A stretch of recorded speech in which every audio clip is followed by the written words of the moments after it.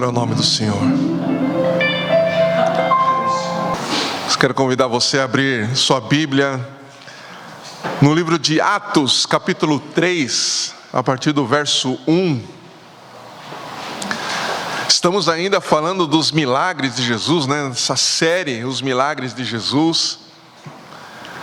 E nesse texto de Atos, capítulo 3, nós vamos ver mais um milagre, mas agora por meio dos discípulos de Jesus, que nesse instante, né, já são apóstolos, né, de Jesus, e Jesus realizando um milagre através destes homens.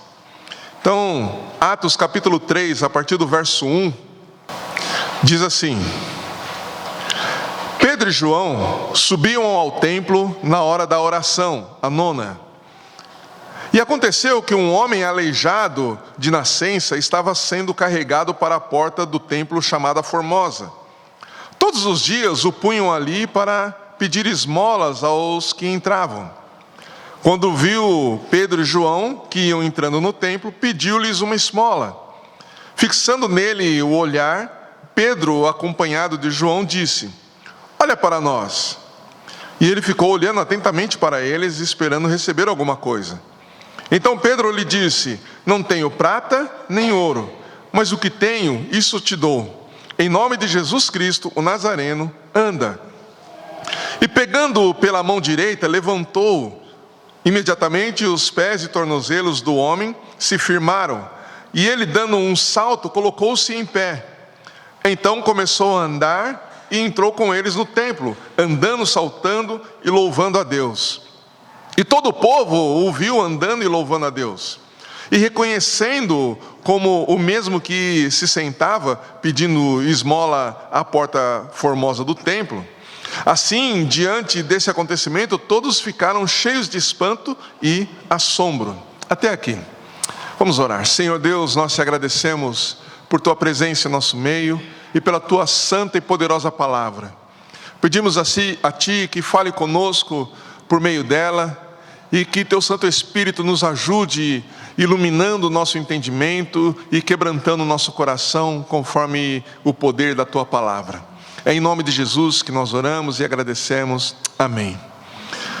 Muito bem, nós temos aqui, três personagens, envolvidos nesse milagre. Temos Pedro e João, os mesmos, se vocês se lembram da ministração do pastor Samuel na semana passada, os mesmos que correram para testemunhar que o lugar onde Jesus havia sido sepultado estava vazio, E temos um terceiro personagem aqui, que é o homem aleijado.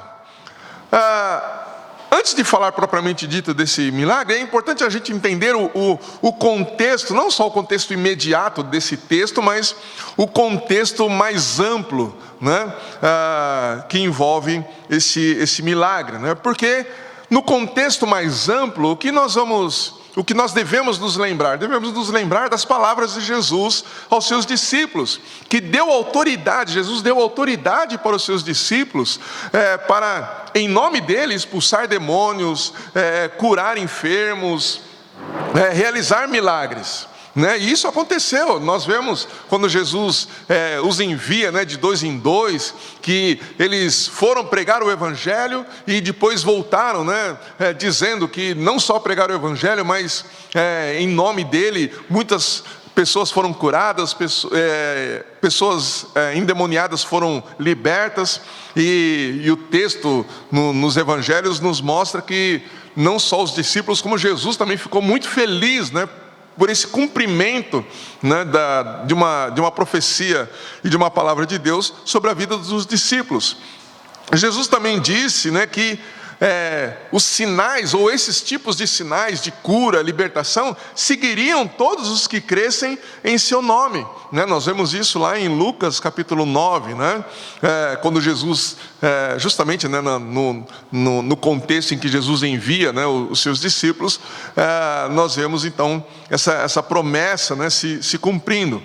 Após a ressurreição de Jesus, Jesus sopra sobre eles, sobre os seus discípulos, e eles recebem o Espírito Santo, né? Vemos isso lá em João capítulo 20, a partir do verso 19 até o 23.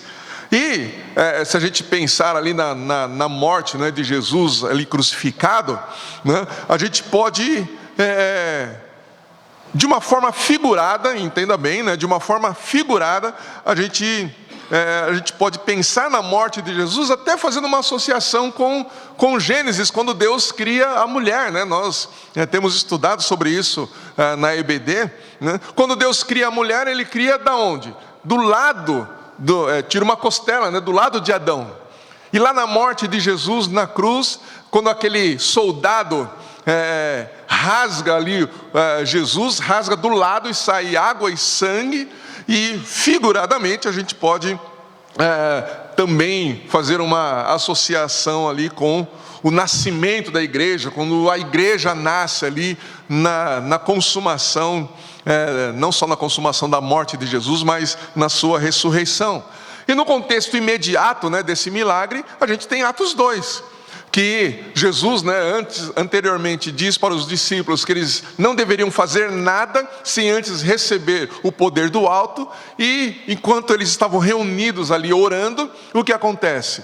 O Espírito Santo vem sobre eles, eles são cheios do Espírito Santo, eles começam a falar em outras línguas, e naquela ocasião as pessoas ali não entendem o que está acontecendo, né? Toda aquela multidão não entende o que está acontecendo. Pedro se levanta, ele prega o Evangelho, e naquela pregação 3.000 pessoas são alcançadas pelo poder do Evangelho, e 3.000 pessoas se convertem a Jesus Cristo, né?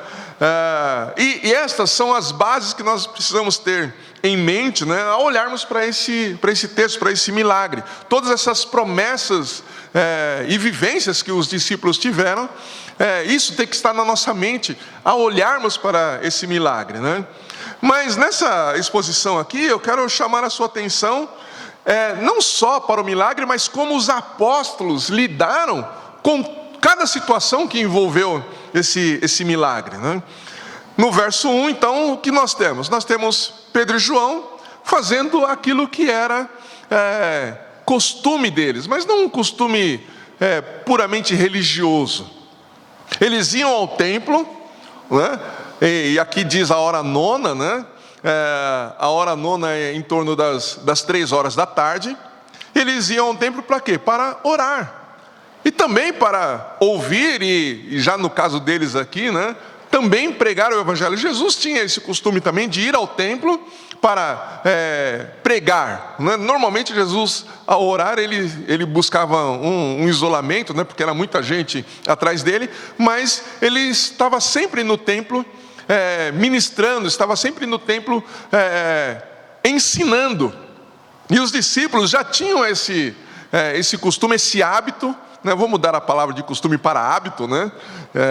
Eles tinham esse hábito, e mesmo depois de terem sido cheios do Espírito Santo, eles continuaram com esse hábito de estar no templo, de estar onde as pessoas se reuniam para ouvir a palavra de Deus, onde as pessoas se reuniam para aprender, onde as pessoas se reuniam também, né, para ter comunhão, né? E aqui fica um ponto importante de que as pessoas que buscam um certo isolamento, né, porque se acham cheias do Espírito Santo, elas estão erradas, porque a Bíblia claramente nos diz da importância, necessidade e responsabilidade que nós temos de nos reunirmos. Não é um clube social. Nós nos reunimos como filhos de Deus, como filhos que foram alcançados pela graça de Deus, para ouvirmos dia após dia, semana após semana, acerca do que Ele tem para falar para nós como seus filhos, como sua igreja. Porque todos nós precisamos ouvir a palavra de Deus, todos nós precisamos aprender da palavra de Deus, todos nós precisamos adorar juntos, todos nós precisamos orar juntos, todos nós precisamos orar uns pelos outros. Isso não acontece só quando você está na sua casa. Você não ora pelo seu irmão só quando você está na sua casa. Você deve orar pelo seu irmão também quando nós estamos reunidos. E se não estivermos reunidos, não tem como nós orarmos presencialmente uns pelos outros. Então é muito importante, é essencial, uma responsabilidade e uma ordem de Deus nos reunirmos. E Pedro e João aqui estavam fazendo isso, eles estavam ali no templo, junto com outros que também criam em Deus. Lá nesse templo, ou a porta desse templo, né, havia um homem aleijado de nascença, né, que ele vivia de esmolas. Ele não tinha como trabalhar. Ele era aleijado de nascença, né? O verso 2 diz, né, e aconteceu que um homem aleijado de nascença, e é importante você guardar isso, ele era aleijado de nascença. Ele estava ali sentado, né? Ele era carregado ali por outras pessoas, e ele era colocado ali, e mais uma vez, né, como eu disse na ministração anterior, né, que as pessoas, né, os judeus, eles tinham isso tinham o dar esmolas, né, como parte de uma obrigação que eles abraçavam. Então, eles se preparavam também para isso. Eles tinham sempre alguma coisa para dar para os pobres, para os necessitados. Eles davam esmolas, né, e isso eles entendiam como sendo, de fato, um cumprimento também do que as Escrituras no Antigo Testamento, né, para eles a Torá ensinava, que era importante eles darem esmolas, e aqueles que necessitavam ficavam no caminho onde passavam as pessoas, evidentemente, para receberem esmolas. Os anciãos, né, em relação à doença que esse homem tinha, né, essa deficiência, os anciãos, eles acreditavam que esse tipo de doença era um sinal de pecado ou de julgamento de Deus, né? Nós vemos isso também quando os próprios discípulos de Jesus, né, perguntaram, né, numa certa ocasião, se aquela doença, né, era porque os pais, ou aquela pessoa, ou os pais deles tinham pecado, e Jesus falou, não, isso é para a glória do nome de Deus, né? Então, era uma crença popular ali, de que certos tipos de doença era decorrência de pecado ou julgamento de Deus, né? O verso 3 diz, né, que quando viu Pedro e João, esse homem aleijado, né, quando viu Pedro e João que iam entrando no templo, o que ele faz? Ele pede uma esmola. E outra coisa que eu quero chamar a sua atenção aqui é nessa questão de ver. Pedro e João, como eu disse, eles tinham o costume de ir ao templo. Eles iam diariamente, praticamente, né, ao templo. E certamente eles já tinham visto esse homem aleijado, porque todos os dias ele era colocado ali, né? Esse homem, ele era colocado ali naquele lugar para receber esmolas. Então Pedro e João certamente já tinham visto esse homem. Mas é interessante porque esse homem, né, que ele pode até não ter visto Pedro e João antes, mas naquele momento, naquele instante específico, esse homem aleijado, ele viu Pedro e João e, como era de costume, ele pediu esmola, né? Ele viu Pedro e João e viu essa possibilidade de receber uma esmola. No verso 4 diz o seguinte, que Pedro e João, eles fixam o olhar nesse homem. Então veja que até então Pedro e João passavam por ali, viam aquele homem, mas seguiam o seu caminho, iam lá para o templo orar, ouvir a palavra de Deus, etc. Mas naquele instante, Pedro e João fixam os olhos naquele homem, ele presta atenção naquele homem. E por quê? Porque o Espírito fez com que eles prestassem atenção naquele homem. Muitas vezes a gente... principalmente quando a gente faz um caminho, que a gente chama o caminho da roça, né? A gente sai de um ponto e vai para o outro todo dia, né? A gente passa pelos lugares, a gente vê determinadas coisas, mas a gente não presta atenção. Eu não sei se você já teve essa experiência de passar por um determinado lugar várias vezes, de carro, por exemplo, e em um determinado momento você passa a pé. E aí você fala assim, nossa, essa rua tem uma viela, né? Nossa, isso aqui já estava aqui? Essa casa já estava aqui, né? Estava, às vezes até antes de você ter nascido, né? A gente, em determinados momentos, a gente presta atenção em coisas que a gente vê corriqueiramente, mas nunca percebeu que elas estavam ali. Isso acontece também em relação às pessoas. A gente passa por pessoas E a gente até conversa com pessoas, mas a gente não presta atenção nas pessoas. Às vezes a gente pergunta para ela, de forma educada, né? E aí, tudo bem? A pessoa fala, tudo bem, mas a gente pergunta por perguntar, porque a gente nem sempre quer saber se a pessoa realmente está bem. E se a pessoa resolve falar como ela está, a gente já fica impaciente, fala, puxa vida, por que eu fui perguntar? Aí a pessoa começa a falar, e você quer sair daquele lugar. Ela fala, eu perguntei por perguntar, não queria que você falasse. A gente muitas vezes não tem paciência para prestar atenção às necessidades das pessoas. Mas nesse instante, Pedro e João, cheios do Espírito Santo, que antes também passavam por aquele homem e o viam e não prestavam atenção na necessidade dele, o Espírito Santo chama a atenção desses dois para prestarem atenção na necessidade desse homem. E Pedro então diz, olha para nós.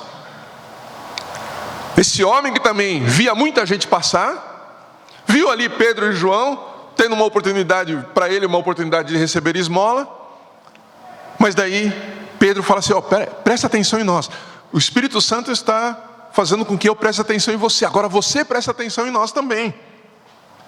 Não é como que se Pedro estivesse dizendo, né? Preste atenção exclusivamente em nós, esqueça o que as outras pessoas e possibilidades que estão à sua frente. Esqueça as outras possibilidades, esqueça as outras pessoas. Esqueça o que as outras pessoas podem fazer e podem te oferecer. Esqueça as esmolas que o mundo pode te dar. Esqueça tudo que está ao seu redor e preste atenção em nós. Preste atenção em nós. Que é outra coisa que nós também precisamos entender. Nós vemos muitos escândalos, muitos maus testemunhos, muitas pessoas que se dizem cristãs e vivem de uma forma ímpia, vivem de uma forma que dão um testemunho vergonhoso, e às vezes a gente tem vergonha de dizer que nós somos cristãos, às vezes a gente tem vergonha de dizer que nós somos evangélicos, às vezes nós temos vergonha, e não queremos, a gente quer ser o agente secreto, né? A gente quer ser aquele crente que é crente, mas ninguém sabe que a gente é. Por quê? Porque tem muita gente envergonhando o Evangelho. Mas a verdade é que as Escrituras nos ensinam, e o próprio Jesus disse isso, que não se põe uma luz debaixo da cama.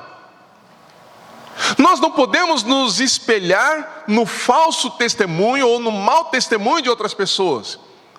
Quando as pessoas começam a criticar os cristãos, o que nós devemos fazer? Se você é um crente de verdade, se você é convertido, se você ama Jesus, se você está cheio do Espírito Santo, você tem que falar, olha, você quer ver um crente de verdade? Olha para mim. Não precisa ter medo de chamar essa responsabilidade para você.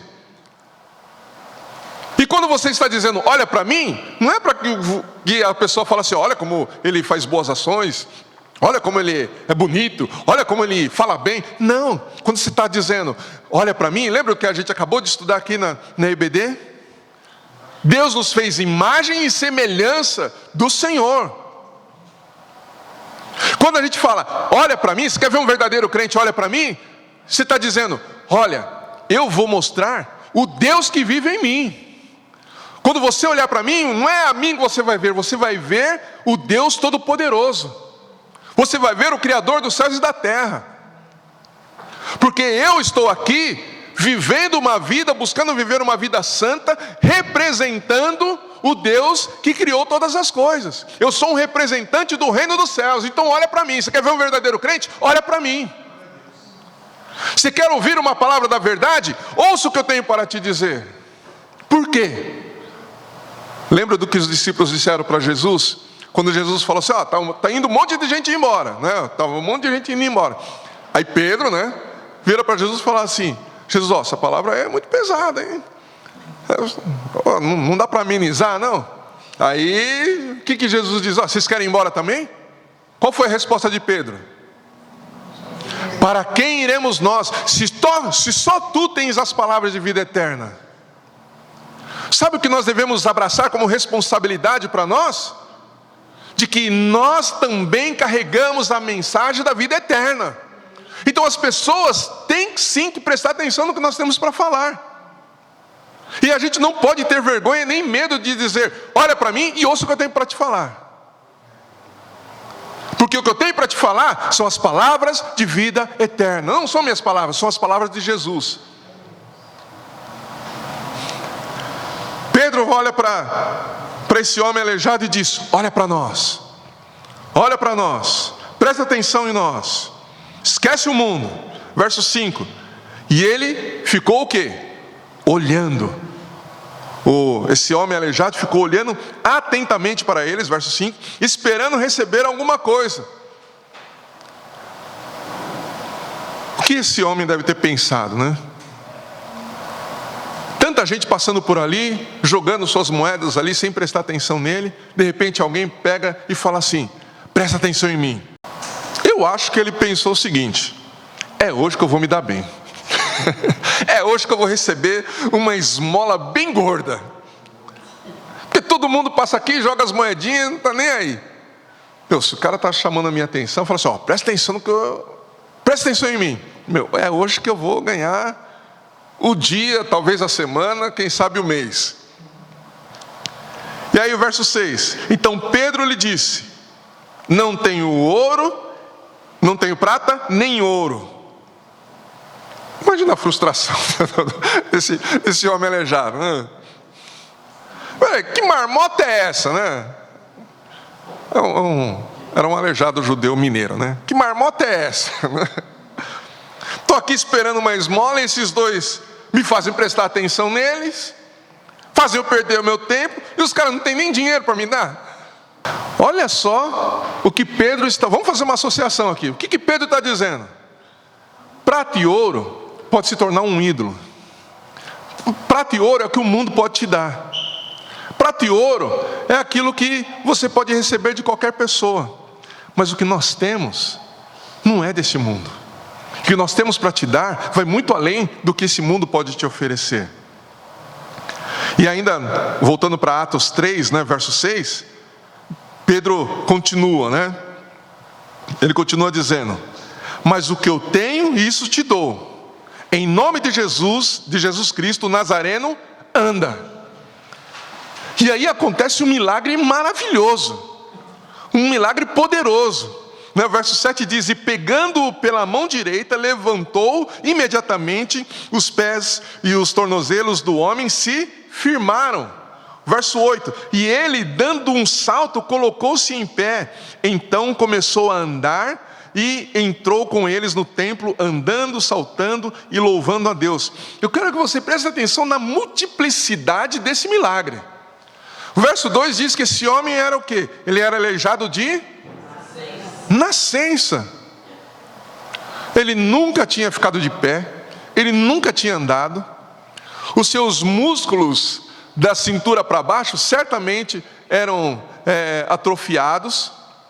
Ele não tinha força nenhuma nas pernas.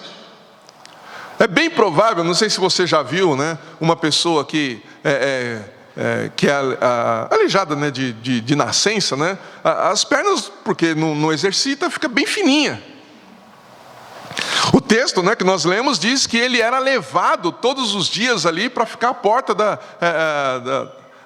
ali na frente da porta formosa para receber esmola. Então ele não tinha condição física para ficar de pé. Ele não tinha condição física para andar. E além disso, como ele era um aleijado de nascença, ele nunca andou, então ele não sabia andar de fato.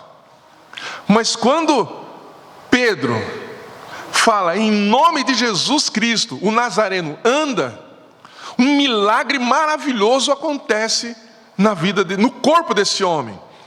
Os seus músculos passam a ter força, a sua perna passa a ter vigor, e ele não só fica de pé, como nunca tinha ficado antes, mas ele começa a andar. Mas ele nunca tinha andado antes. Imediatamente ele aprende a andar. Mas não somente isso, ele fica de pé, ele anda, e ele começa a saltar, tamanha a sua alegria. Pode imaginar o que se passa na cabeça ou que estava passando na cabeça desse homem, que nunca tinha andado na vida, e de repente ele entra no templo, como se fosse um raio, um trovão, e pulando, e cantando, e louvando a Deus, e andando, né? Não se contentando em andar, ele salta, ele corre, ele vai para lá e vem para cá, e glorifica a Deus, e as pessoas, e isso chama a atenção das pessoas, evidentemente, porque eles não estavam acostumados com aquilo, né, tão corriqueiramente assim. E aí começam a olhar, e o que está acontecendo? Peraí, que tumulto é esse? Quem está fazendo esse barulho? Quem está louvando a Deus dessa forma? E quando olham para aquele homem, identificam ele como sendo aquele que estava todos os dias ali na porta formosa pedindo esmolas. E aqueles que o conheciam falavam: peraí, não é esse o aleijado? Não é esse aquele que tinha aquelas perninhas fininhas lá, aqueles gambitinhos lá? Que não conseguia nem ficar de pé? Não era ele que tinha aquelas, não tinha nem músculo na perna? Agora como que ele está correndo? Como que ele está pulando? Como que ele está saltando? Como que ele está fazendo todas essas coisas? Como é que ele está correndo aqui? Foi algo realmente extraordinário. Foi algo extraordinário. Foi algo maravilhoso. E a ênfase que Pedro dá, né, não é somente no milagre, mas principalmente ele dá ênfase quando o indagam, né, a gente vai ver isso daqui a pouco. Ele dá ênfase no poder do nome de Jesus, mostrando como Jesus mesmo é quem havia realizado aquele milagre, né? Não foi Pedro ou João que curaram aquele homem, foi Jesus. Foi Jesus. E a diferença que vemos, né, em toda esta série de milagres, né, que nós estamos estudando, né, é que até aqui Jesus estava agindo diretamente na realização dos milagres. Mas agora Jesus passa a realizar os milagres através dos seus discípulos, através dos seus apóstolos. Agora ele começa a realizar os milagres, e a gente pode dizer isso através da igreja. E ele quer realizar esses milagres, os sinais, manifestar os sinais através da igreja. É ele quem faz, é ele quem realiza, é ele quem cura, é ele quem liberta, é ele quem opera poderosamente. Mas faz isso agora através dos seus filhos, dos seus discípulos, da sua igreja. Lembrando que Jesus é o cabeça da igreja. É Ele quem deu autoridade para a igreja, em seu nome, orar e libertar pessoas. Aqueles que são cheios do Espírito Santo. No verso 10, né, diz que todos aqueles que presenciaram esse milagre foram tomados de espanto, né, e assombro, né, como diz o texto, né, e reconhecendo como o mesmo que se sentava, pedindo esmolas à porta formosa do templo. Assim, diante desse acontecimento, todos ficaram cheios de espanto e assombro, né? Em outras palavras, eles ficaram em choque, eles ficaram em êxtase.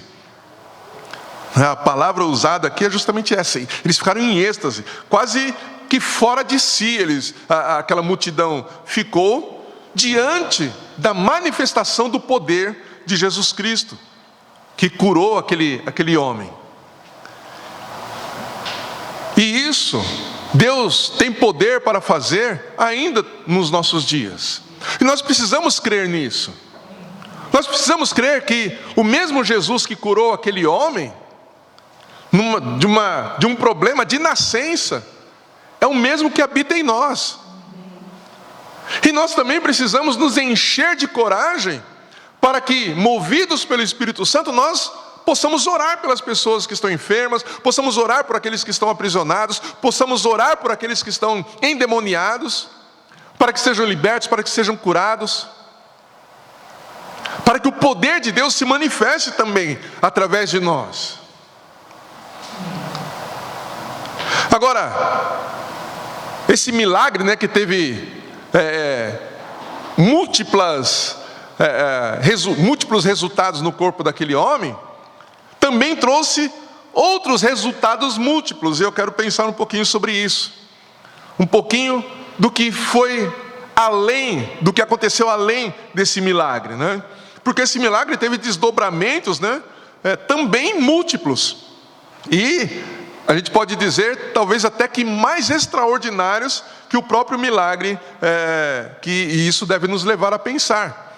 Então, olha só, nós estamos diante de um milagre maravilhoso. Algo que, se nós estivéssemos lá, nós também estaríamos espantados e extasiados.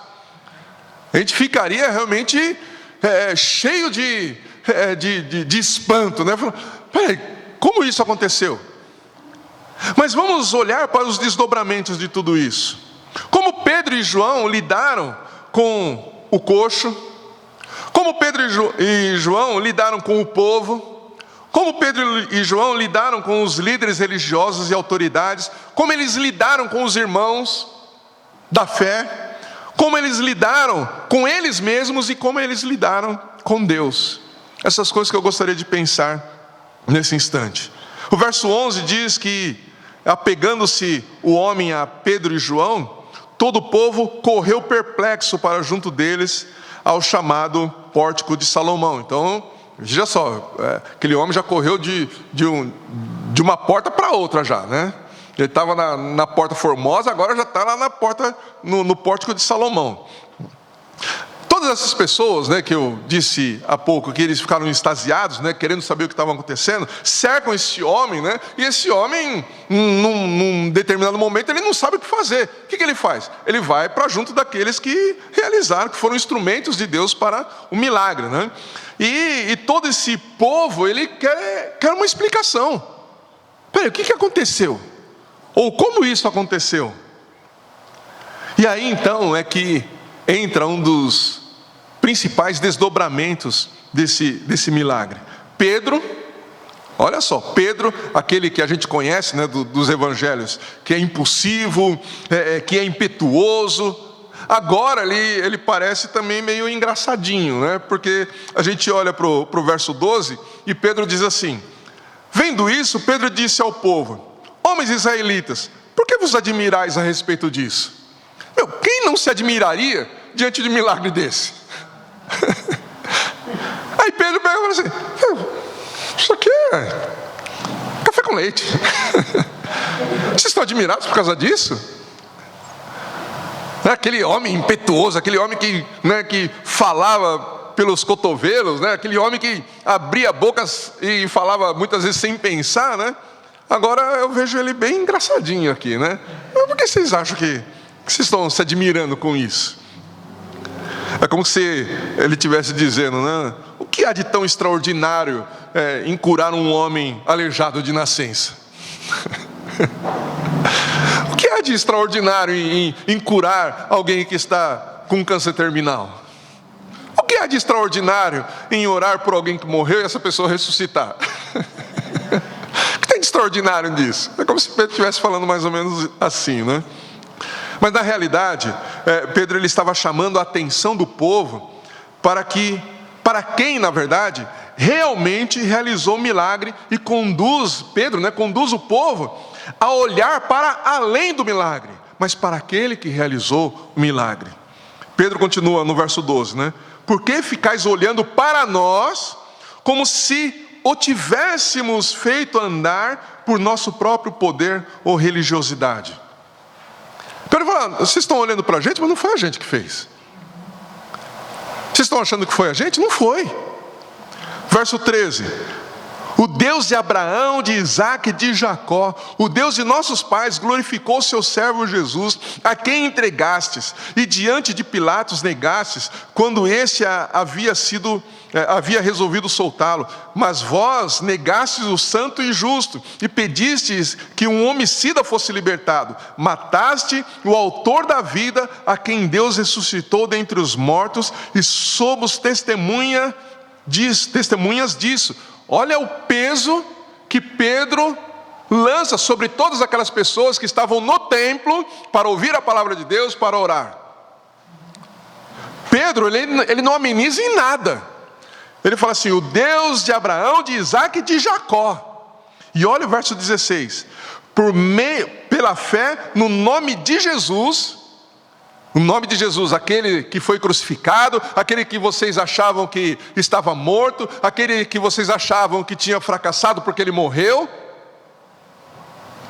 Em nome de Jesus, esse nome deu forças a este homem que vedes e conheceis. Sim, a fé que vem por meio dele deu a este homem a saúde perfeita diante de todos vós.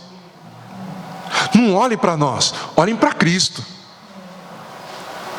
Olhem para Cristo, porque foi Ele quem fez. Foi Ele quem realizou esse milagre. Não fomos nós. É bem o que a gente tem visto hoje em dia, né? As pessoas falando, né? Não, vem para cá, porque aqui... Porque quando eu oro, porque quando eu imponho as mãos, se não for eu impor as mãos sobre você, você não vai receber o milagre. Porque eu subi no monte, agora eu desci, peguei um pouquinho do poder, peguei um pouquinho do poder de Deus lá, e estou aqui distribuindo, pela bagatela de... As pessoas chamam a atenção para si mesmas, manipulam a mente dos ouvintes, manipulam a fé, exploram a fé das pessoas. Mas Pedro e João, cheios do Espírito Santo, eles dizem: não olhem para nós, olhem para Cristo, olhem para Cristo. Em Provérbios, se eu não me engano, acho que é 17, eu não vou lembrar, não tenho plena certeza disso, diz o seguinte, que a vida do justo aponta para o alto. A vida do justo sempre aponta para o alto. A vida do verdadeiro cristão, cheio do Espírito Santo, sempre vai apontar para Jesus, nunca para si mesmo.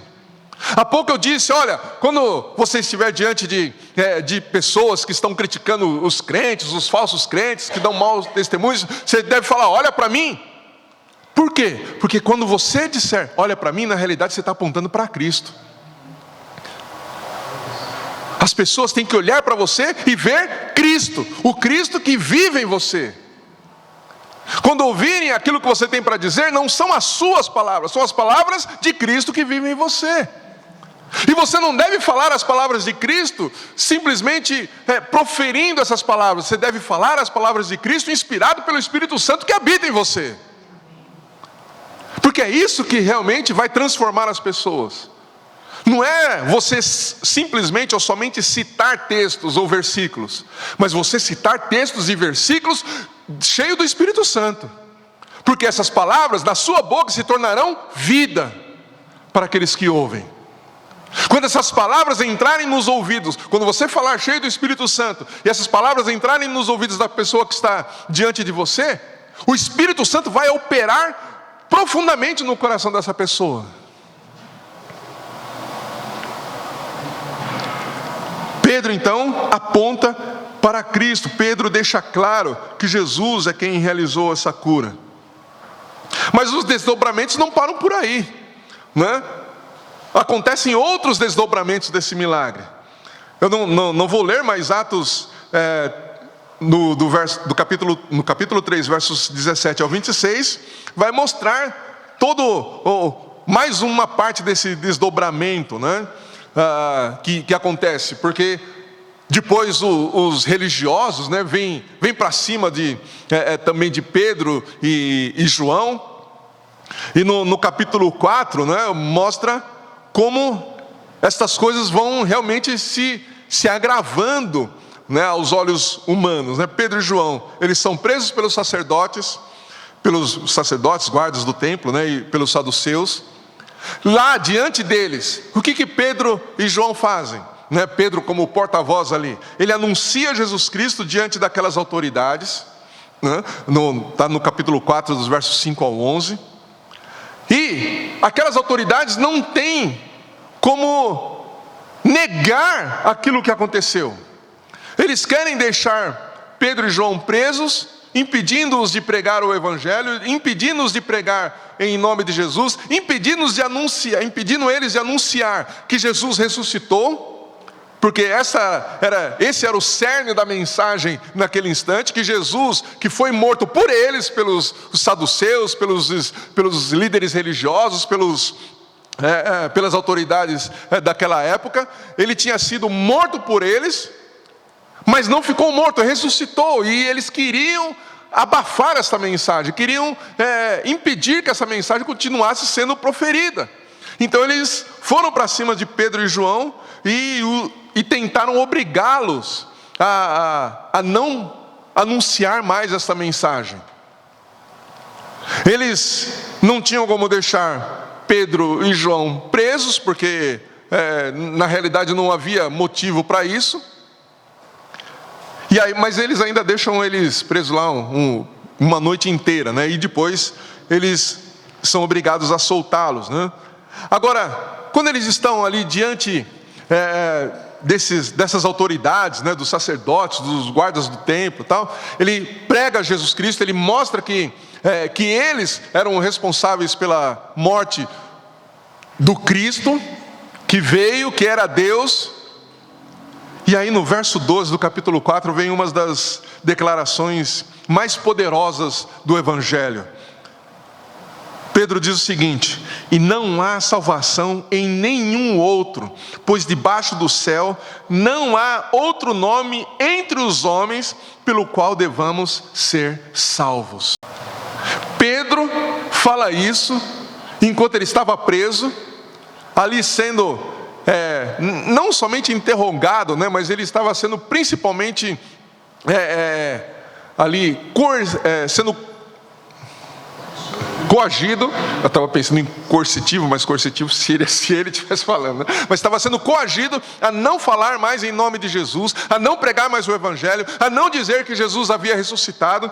E diante dessas autoridades ele diz: olha, não há outro nome dado entre os homens pelo qual devamos ser salvos. As autoridades ali, mais uma vez, repreendem severamente Pedro e João, né? Os ameaçam, mas os deixam ir. E um dos pontos aqui é que por que Pedro e João estavam ali presos? Por que Pedro e João estavam ali sendo coagidos a não pregar mais? Por causa do milagre que foi realizado através da vida deles. É um desdobramento do milagre também. Então nós precisamos estar prontos, porque quando Deus nos usar, quando Deus te usar para realizar um milagre, os desdobramentos podem ser esses também: perseguição, coerção, difamação. Vão te chamar de tudo quanto é tipo de nome, vão te chamar de fundamentalista, vão dizer que você é isso, que você é aquilo. Como é costume agora, né, nas eras digitais, né? Vão te cancelar.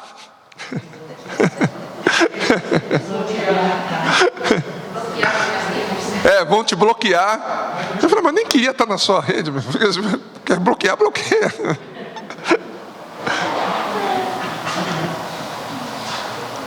Mas aí eles foram soltos. Pedro e João são soltos. E quando eles são soltos, o que eles fazem? Eles se reúnem com os outros irmãos. Eles vão até os outros irmãos, e ali, juntos, depois que eles relatam tudo o que aconteceu, juntos, o que os irmãos fazem? Eles glorificam a Deus e oram. Eles exaltam o nome de Jesus. Juntos ali, eles glorificam a Deus por tudo o que tinha acontecido.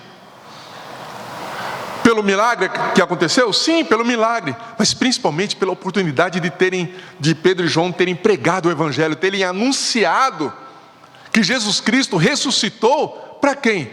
Para os líderes religiosos, para os políticos da época, para aqueles guardas que estavam ali, para a cúpula das autoridades que tinham se reunido ali e estavam ali tentando persuadi-los a não pregar mais do Evangelho. Diante de tudo isso, o que nós podemos também destacar como desdobramento, né, desse milagre? A oração que eles fizeram. Quando eles oram, é uma oração. Depois eu quero que você leia, né, o capítulo 4 inteiro, né? Na verdade começa lá você pode começar do capítulo 2, mas começa de Atos capítulo 1, né? Como a gente sempre diz, né? O pastor Silvio sempre diz, né? Que não são simplesmente atos dos apóstolos, mas atos do Espírito Santo através dos apóstolos. Mas eu quero destacar aqui a parte final dessa oração, a partir do verso 29 do capítulo 4, que diz assim: olha a oração desses homens, cheios do Espírito. Agora, pois, ó Senhor, olha para as suas ameaças, e concede aos teus servos que falem a tua palavra com toda coragem, enquanto estendes a mão para curar e para realizar sinais e feitos extraordinários pelo nome de teu santo servo Jesus. Olha o verso 31. E quando terminaram de orar, o lugar em que estavam reunidos tremeu. Todos ficaram cheios do Espírito Santo e passaram a anunciar com coragem a palavra de Deus. Olha, você prestou atenção no verso 29? Agora, pois, ó Senhor, olha para as suas ameaças e nos livra dessas ameaças. Foi isso que eles pediram? Ah, Senhor, desce um raio na cabeça deles para que eles não nos persigam mais. Não. O que eles pediram? Concede aos teus servos que falem a tua palavra com coragem. A gente não quer ser perseguido, mas se a perseguição vier, não deixe que a gente perca a coragem de anunciar o teu evangelho. Aqueles que aceitarem, ok, maravilhoso. Aqueles que não aceitarem, Senhor, e nos perseguirem, o Senhor vai cuidar deles, mas não nos deixe parar de falar do teu evangelho e nem tire de nós essa coragem. Aliás, aumenta a nossa coragem para pregarmos enquanto estamos sendo perseguidos, enquanto estamos sendo odiados, enquanto estamos sendo mortos. E se você estudar a história desses homens, né, como eles morreram, você vai ficar espantado como cada um deles morreram por causa do evangelho, por causa da pregação do evangelho. E o que fica claro para nós aqui diante desse milagre e dos outros milagres também que nós já estudamos, é o que nós também já falamos aqui algumas vezes, né, durante essa série. O que nós também já falamos durante essa série? Que os milagres, por mais maravilhosos, extraordinários e poderosos e reais que possam ser, eles não são capazes de salvar ninguém. Um milagre não salva ninguém. As pessoas que presenciaram aquela cura daquele homem, né, aleijado, ficaram espantados, ficaram em choque, eufóricas, em êxtase, mas foi a pregação do evangelho que as levou ao arrependimento, à conversão e salvação. No verso 4, aqui do capítulo 4, diz: contudo, muitos dos que ouviram a palavra creram. E o número dos homens que creram aumentou para quase 5.000. Na primeira pregação de Pedro, 3.000 foram convertidos. Agora aqui na segunda, né, a gente pode até pensar numa controvérsia, né, se são mais 5.000 ou se são mais 2.000 que se juntaram com os 3 e aí se tornaram 5.000, mas de qualquer forma é um número extraordinário, porque naquela época Jerusalém tinha cerca de 70.000 habitantes. Então praticamente, ou quase, se a gente pensar nos 8.000, mais de 10% da população ali se converteu em 2 pregações. E às vezes a gente fala a vida inteira e ninguém se converte. E a gente arruma um monte de desculpa para isso. Mas a verdade é que Pedro, vamos pensar só nesse, vamos pensar aqui que 2.000 se converteram e se juntaram aos outros 3.000. Mas eles se converteram por causa do milagre? Não, foi por causa da pregação do evangelho. Pedro pregou o evangelho. E Pedro não amenizou não. Pedro falou: olha, se vocês não se arrependerem, vocês vão para o inferno. Vocês precisam se arrepender. Vocês estavam entre aqueles que crucificaram. Vocês escolheram um bandido ao invés de escolher Jesus. Vocês têm parte na morte de Jesus.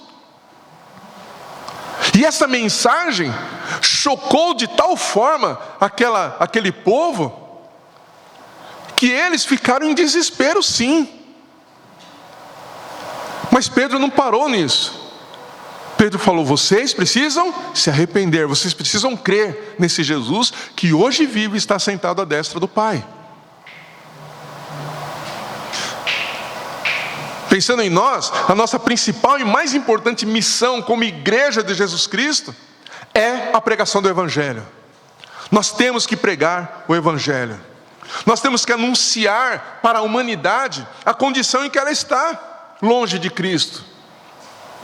Nós temos que anunciar que não há salvação em nenhum outro a não ser em Jesus Cristo. E nós precisamos de coragem para isso, porque muitas coisas se apresentam para a humanidade como salvadoras.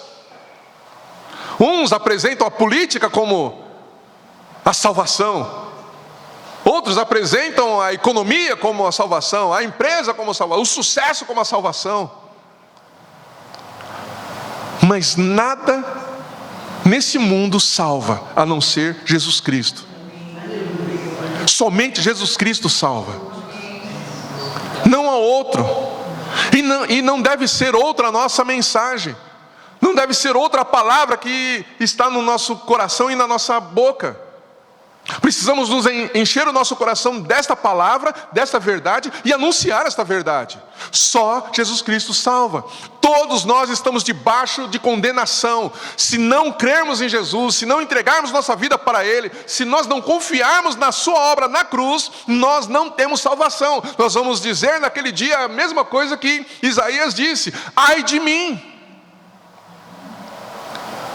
Nós temos que ter coragem para anunciar esta mensagem, porque esta é a mensagem mais poderosa que alguém possa ouvir. Ainda que os sinais nos sigam, os sinais sempre devem apontar para Jesus Cristo, para que as pessoas se arrependam dos seus pecados, para que as pessoas abandonem as mensagens e ideias, ideologias, pensamentos que levam para longe de Cristo, que são contrárias às Escrituras. Porque tudo isso, todas essas mensagens, esses pensamentos e ideologias, têm o poder de conduzir as pessoas para o inferno. Mas a mensagem do Evangelho tem o poder de salvar as pessoas. Alguns que nós orarmos, por quem nós orarmos, poderão ser curados. Mas todos os escolhidos que ouvirem o Evangelho serão salvos. A gente vai orar por alguns, eles não vão ser curados. Mas todos os que são escolhidos, que ouvirem a mensagem do Evangelho, serão salvos. Pregar o Evangelho de Cristo também levantará muitos opositores, e a nossa oração, num cenário de oposição e de perseguição, não deve ser para que Deus realize milagres para minimizar ou parar as perseguições. Mas nós devemos orar para nós termos coragem para pregar o Evangelho de Cristo até que Ele venha. E que Deus manifeste e use os milagres para que as pessoas que Ele quer salvar e curar sejam libertas.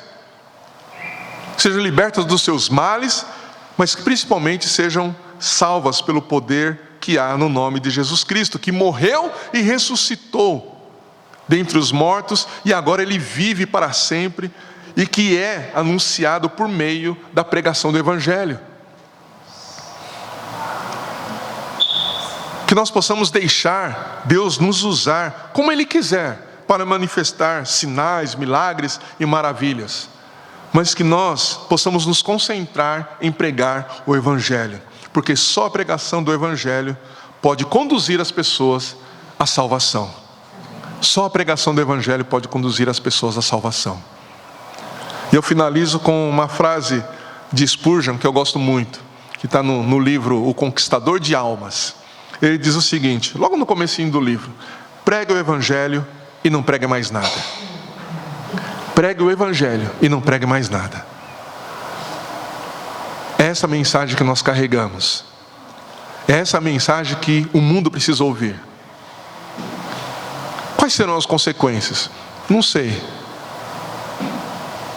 Mas pode ser que você seja mal entendido, pode ser que você seja perseguido, que você seja mal falado, que você perca o prestígio,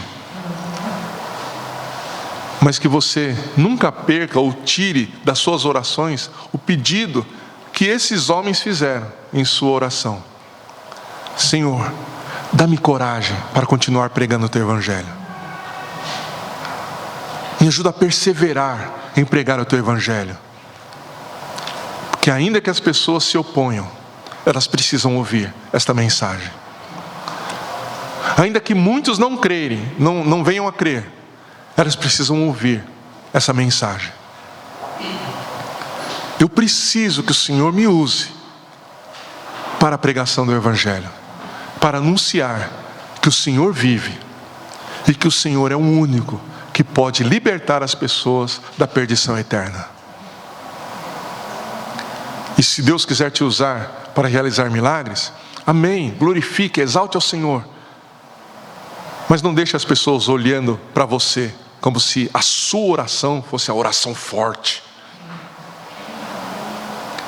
Mas que as pessoas olhem para Cristo, conheçam a Cristo, entreguem suas vidas para Cristo, e elas mesmas possam se tornar instrumentos de Deus para abençoar outras pessoas, mas principalmente para anunciar a verdade do Evangelho de Cristo.